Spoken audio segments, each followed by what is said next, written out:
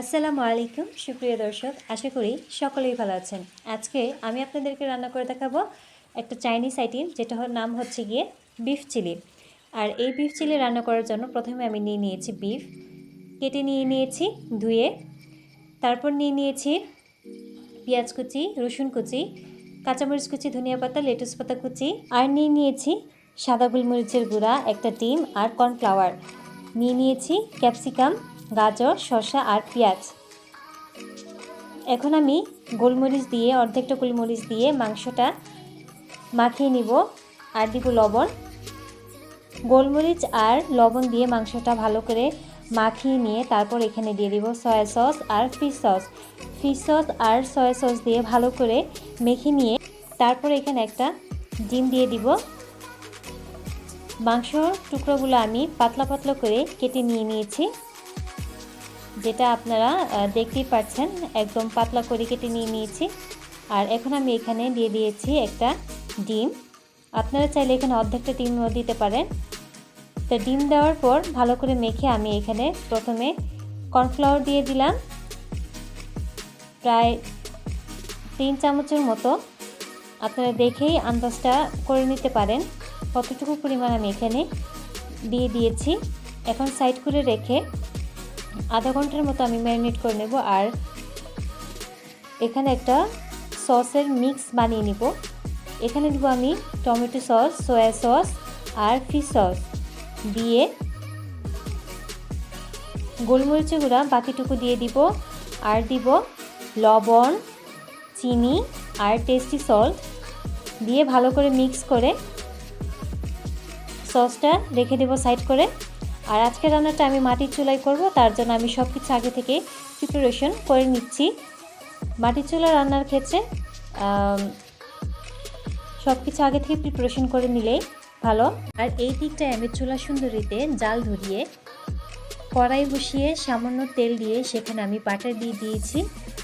বাটারটা হালকা মেল্ট হয়ে গেলে আমি এখানে ম্যারিনেট করা মাংসটা এখানে দিয়ে দিব। দিয়ে দেওয়ার পর মতো আমি 15 মিনিটের মতো এটা আমি ভেজে নিয়েছি। আর মাটির চুলা এটা রান্না করতে বেশি সময় লাগে না, মাংসটা সিদ্ধ হতে এই 15 মিনিটের মতোই সময় লেগেছে। আমার সম্পূর্ণ রান্নাটা করতে আধা ঘন্টার মতো সময় লেগেছে, যেটা গ্যাসের চুলায় এত তাড়াতাড়ি করা সম্ভব হতো না। আর এখানে ভাজা হয়ে গিয়েছে মাংসটা, আমি এখানে তুলে নিয়েছি। তারপর আবারও বাটার দিয়ে দিয়েছি। বাটার দিয়ে আমি এখন এখানে দিয়ে দিব রসুন কুচি। এখানে রসুন কুচির সঙ্গে আদা কুচিও চাইলে আপনারা দিতে পারেন। আমি পার্সোনালি আদা কুচিটা খেতে তেমন একটা পছন্দ করি না, তার জন্য আমি এখানে দিইনি।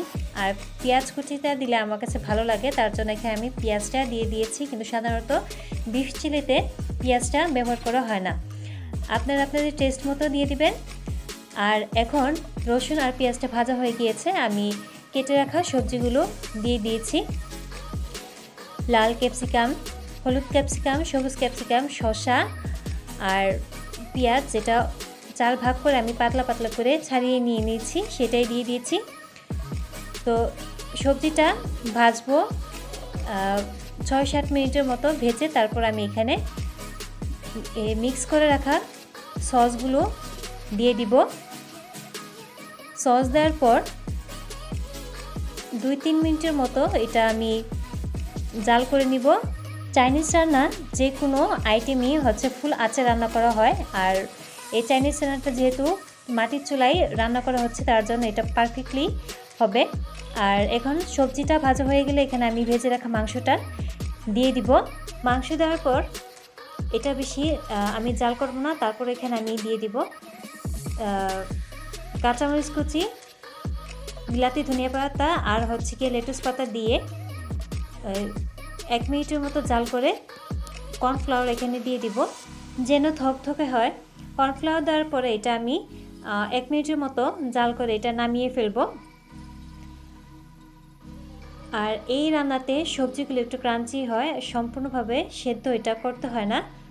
তো যাই হোক, বিফ চিলি রান্নাটা একদম প্রস্তুত হয়ে গিয়েছে, দেখতেও মাশাআল্লাহ হয়েছে। এখন ঘরে এসে বাটিতে বিফ চিলি নিয়ে উপর থেকে সাদা তিল ছিটিয়ে দিয়ে আমি এটা গরম গরম পরিবেশন করেছি। আপনারা বাড়িতে অবশ্যই ট্রাই করবেন। আল্লাহ হাফেজ, ভালো থাকবেন।